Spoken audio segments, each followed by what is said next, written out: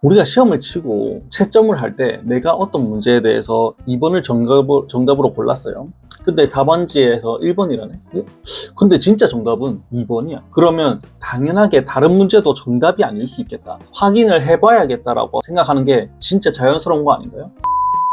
안녕하세요. 헌정 사상 최초로 대통령이 체포가 가능한 역사적인 시대에 우리는 살고 있습니다. 정상인들만 밤에 잠을 못 자고 진짜 정신병자 같은 좌빨들만 발 뻗고 자는 게 진짜 좀 화가 나는데, 지금 윤통 지지자분들이 힘든 건 어찌 보면 당연하다고 생각을 합니다. 좌빨 우리법 연구회가 1988년에 만들어졌거든요. 무려 37년 짬밥이에요. 문재인 정권 때 좌파 판사들이 발탁이 돼가지고 좌파 속을 지금의 서부지법이 만들어졌으니까 사법부와 입법부가 서로 견제하는 게 아니라 힘을 합쳐서 우리 윤석열 대통령님을 압박하고 있는 이 상황이니까 아무런 수사 권한이 없는 공수처가 수사를 하려고 하지 않나, 체포를 하려고 하지 않나, 판사가 법 위에 있는 이런 그지 같은 상황, 대통령의 불소추 특권은 무시하고 정말 나라가 개판입니다. 이런데도 지지 않은 빡대가리 좌파들에게 절대 물러설 수 없는 문제가 저희가 있죠. 바로 부정선거 문제입니다. 저는 사실 주변에 말할 때는 부정선거라고 말을 안 합니다.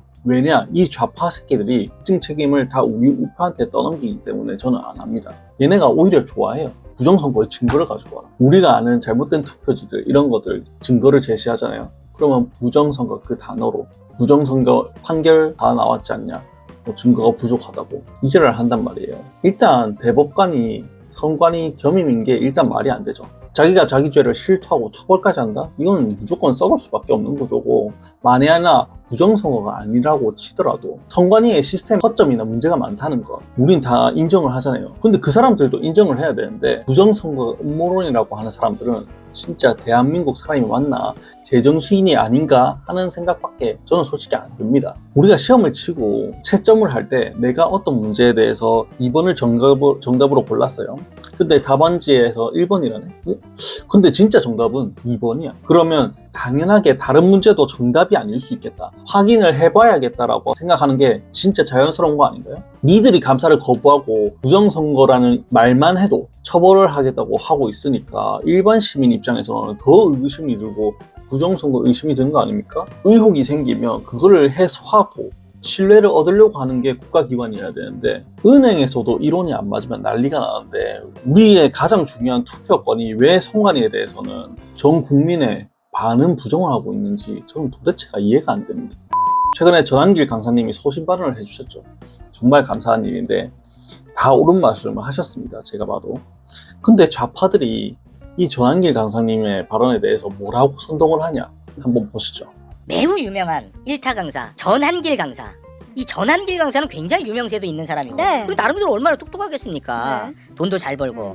근데 이 사람이 이번 폭동 다음 날 부정선거 의혹을 공개적으로 이야기를 합니다. 정말 조금이라도 지각이 있는 사람이라면 할 수 없는 발언이거든요. 일단 그 발언 잠깐 보고 오겠습니다. 이 부정선거에 관한 것 이미 알다시피 야당 국회의원도 의혹을 제기했고 여당 국회의원도 제기했고 심지어 대통령도 마찬가지로 이 부정선거만큼은 반드시 바로잡겠다고 기금까지 선포하게 된 것 아닙니까? 우리도 마찬가지로 대만처럼 전자개표가 아니라 수작업으로 진행해 보시죠. 내 주인은 내가 뽑는다라는 이 민주주의의 가장 근본을 지키는 것이 저는 중요하다고 생각합니다.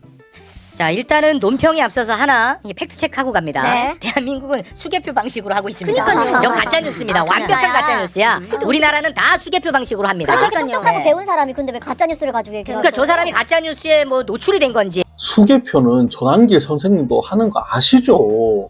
근데 자기들 유리하게 뭘 빼먹었는가, 이동하지 않고 그 자리에서 수개표를 하자고 이 말을 빼먹은 거예요. 이동하지 않고. 근데 이동하지 않고를 잘라버리고 전한길 강사님이 우리나라가 수개표를 하는지 안 하는지도 모르는 그냥 개병신으로 만들어요. 거짓말에 선동을 못하면 진짜 말을 못하나 봐. 그리고 전한길 선생님을 파시스트, 히틀러 같은 사람이라고 음해를 하고 있어요. 전한길 씨가 파시스트가 아니라는 생각을 어떻게 할 수 있었어요?